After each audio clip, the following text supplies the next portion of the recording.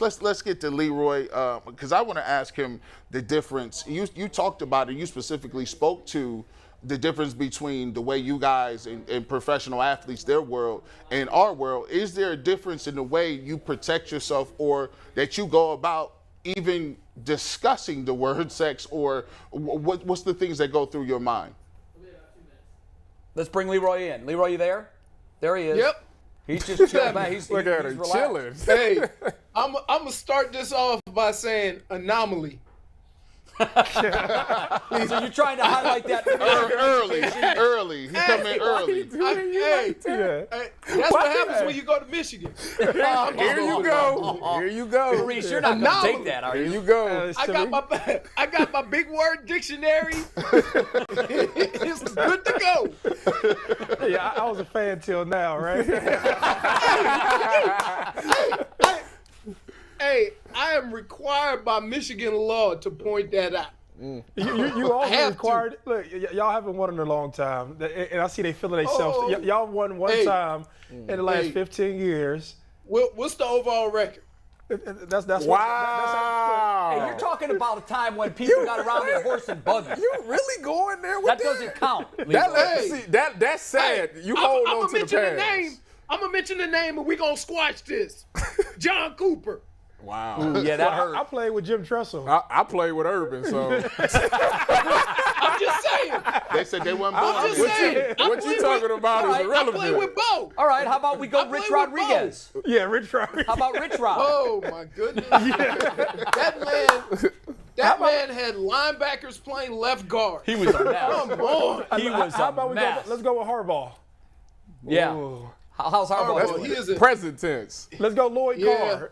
Yeah. No, who was You the know guy what? after Listen, Rich Rod? Lloyd. Brady Hope. Brady. Oh, Oh, Wait a man. minute. Moeller. Listen, Lloyd. Moeller. Gary Moeller was after. No, he Gary took over. Moeller and then Lloyd Carr. Listen, Lloyd. Yes. They so bad right now. Lloyd Carr told his grandson, "You ain't going there. Go to Notre Dame. Don't even commit there. Go to Notre Dame." Man. Brady I tell you Hope. what, collectively we can get together in a circle and hold hands and hate Notre Dame. Well, I like Marcus Freeman, my guy. I like Marcus. I ain't got no problem. I'm 1-0 against Notre Dame, so I ain't got no beef with it. I mean, I ain't got no beef with you either. I'm 4-0, so it's irrelevant to me. Hey, I'm not playing that game no more. Yeah,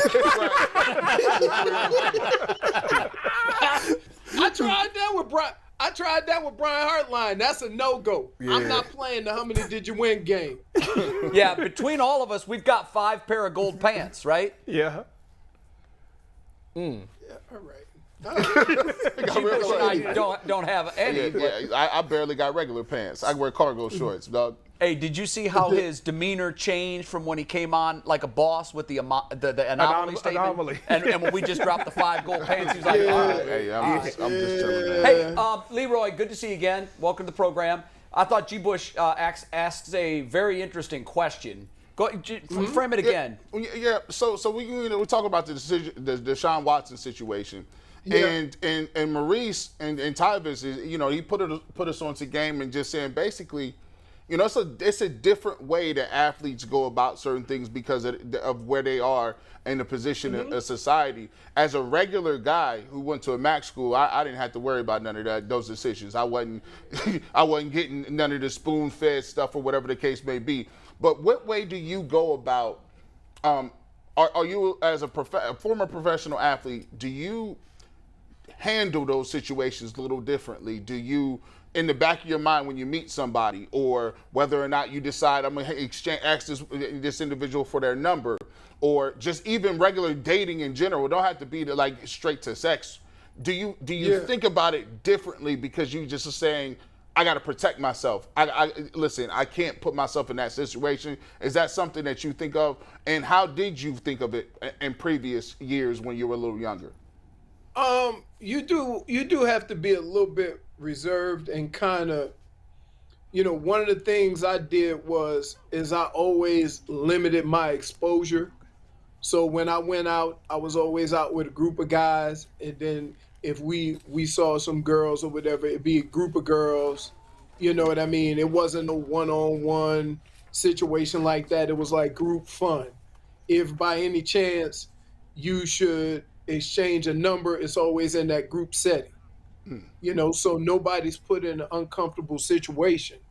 But you do have to be careful. I was thinking, I said, hey man, LeBron James said he spent $1 million on his body.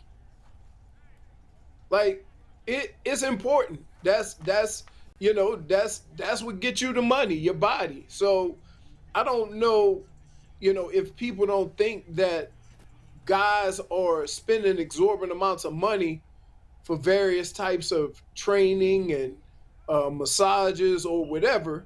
I think where this gets a little bit confusing is that it's so many, right? But even with that big number, I could see it. Like Ty was talking about the app or whatever. They got apps for everything now. You get a different person come over, do your massage. I remember when I was in Minnesota, we used to have a couple that would do Rolfing. And we would drive 30 minutes to the couple, and I would get that done once a week. And then periodically I get a different type of massage that same week. So does that count as, hey man, I'm a psycho, I saw 3 masseuses in 1 week? I don't know.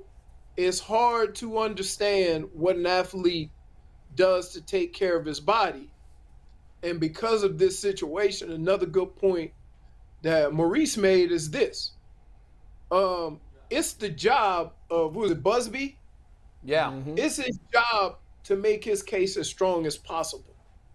And the only way you can do that in a civil suit is by having multiple people.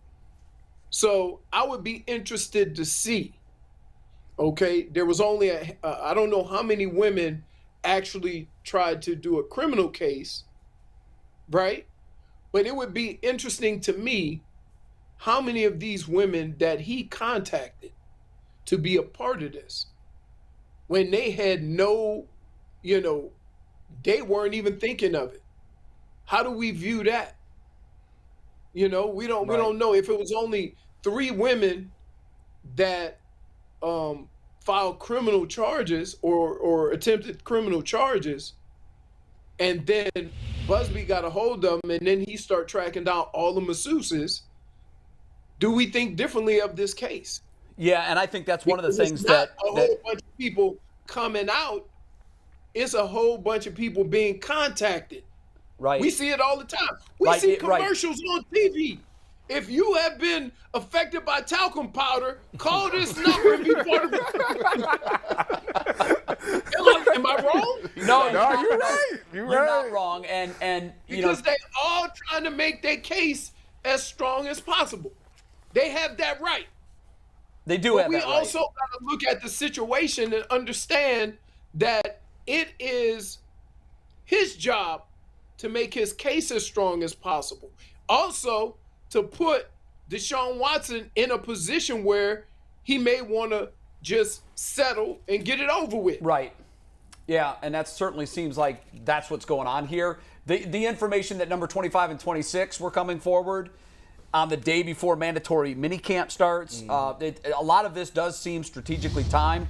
But to your point, that's what Buzbee's supposed to be doing. He's supposed to, at the end of the day, he's supposed to win money for his clients, and that's the only way he's going to get paid. But I mean, it's 2 things, even a feedback to what he said. More people giving, so if he comes out and he gives context around how many massages you get in, Leroy as a person looks bad. It looks like you're defending this. You know what I'm saying? Right. I wish there was just a platform to, I know you're not defending it, but just I wish that there was a national platform of people saying, hey, let me give context around what goes on. That's what I'm not saying what's right. No, that's exactly what we're trying to do. That's what we do. Because it is a subset of society. It's a subset of society that A, has extra money to spend on this kind of thing, and B, not to say that regular laborers don't need massages too, but if given the choice and they could have 3 a week, I'm pretty sure most guys that put houses up for a living, discretionary money, they would be taking those massages too. How about this? I give you a perfect example. I used to get, $200-300 a massage, get the good one, the whole body feel good after a game. Now I'm getting massages with Groupon. Like, hey, you do what you gotta do. I ain't in that place no more. Yeah, right. No, absolutely. Absolutely. Now, all of this being said, none of this excuses the alleged behavior. I don't want to say the behavior, but and I don't want anybody that's watching this discussion to say like, oh, hold on here. These 4 men, 5 men are sitting there trying to, you know, that's not at all what we're doing. What we're trying to do is give context. Now you see how sticky it is to talk about it. Go, I'm sorry. Listen, no, I do, and that's why this is such a crazy topic, because everybody has a really strong opinion on it, and I always try to throw this in every time we discuss this. There is a basket of information that we know. And then there is a plethora of information that we just don't know. Mm-hmm. We don't know what's going on. We don't know all these women's stories. We've only heard 2 of them tell their stories. So there's way more that we don't know than we know. So I always try to say this. Let's try to reserve final judgment. Everybody is sort of like, I think you said the other day, everybody sort of ran to their camp. He did it or he didn't.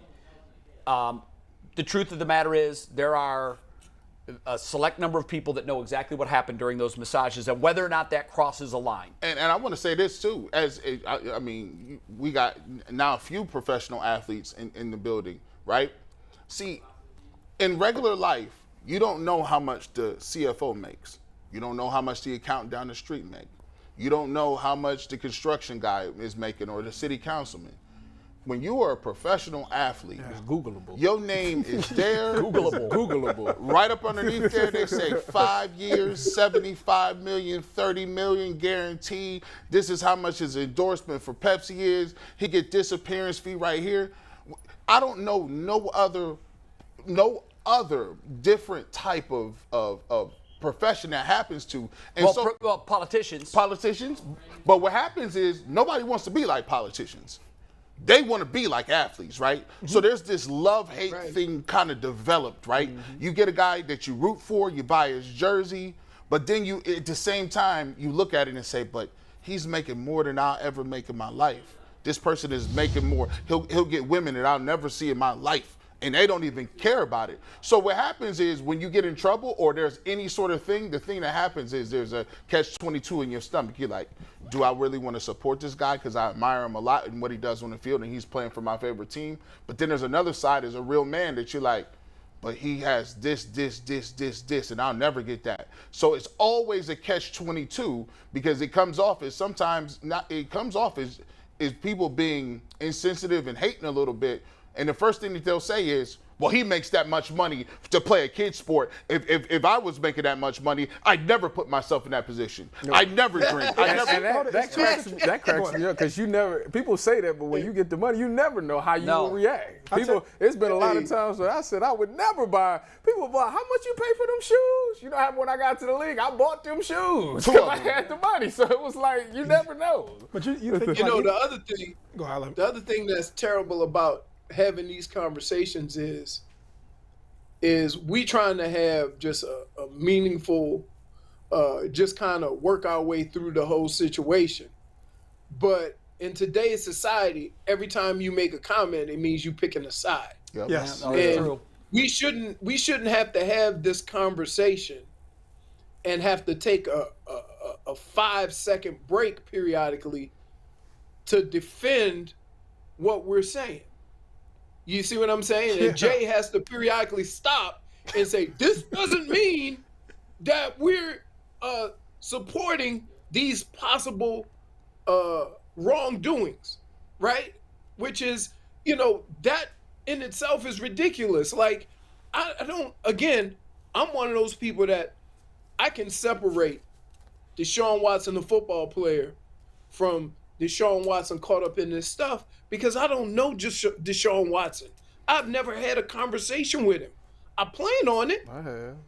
But as of right now, I haven't. And so I'm not going to pass judgment on a man that I don't know. And that goes to my point that we spent 45 minutes talking about this now, but I'll end it here because I want to get to something else. Mm-hmm. But what we don't know far exceeds what we know. And we're talking about it because it's in the news cycle and that's what we do. But I just think we wrap it up and put a bow on it by saying We don't know now for sure a lot of the things that have been alleged. We may never find out. Even if we get 26 guilty or 26 not guilty civil trials, we have seen cases where we've known innocent people have been convicted, and we've seen plenty of cases where we've seen guilty people have been set free. So it's not a perfect system. We're talking about it because it involves, the best player on our team, and that's what we do. But Jay, the we're gonna other have to thing wait. is that July 4th is pretty accurate. That's usually Are when you they come hearing out anything with, about that? Yeah, same thing. That they usually come out with decisions on this around July 4th, so it gives a couple of weeks before camp starts. Okay. Or what have you. The thing that's hard for me to wrap my head around is the NFL doesn't determine guilt or innocence. No, they don't. And that is a tough world to live in. It is. I'll say this as we move on. So the reason why I think Jim Donovan's point is a valid one, and now yours as well. So there's something in the business, in the business of news and journalism, called a Friday news dump. And here's what that means. A Friday news dump is you throw something out into the news cycle that you know is going to get a lot of pushback, and there's going to be a lot of, and it's controversial. You release that on a Friday at 5 o'clock because we're all doing one thing at that time, racing towards our weekend. And we're not about to go home and sit down and watch news and hear people pontificate about the news story. So if you put all this together, I would say that I would be on really high alert on July 1st around 4 o'clock because the 4th of July this year is on a Monday. So the news dump, which normally buys whoever's controlling that news story a couple of days of relief before everybody comes back on Monday and starts digging into that piece of news, because it's a 3-day weekend, that buys them 72 hours. And that's Friday news dump might be what we see on July 1st. Just a guess, no information. I've seen how journalism works and how big stories are released, and you can go back and look them up. There's a whole lot of them that come out on Fridays at 5 o'clock. So we'll be on high alert for that.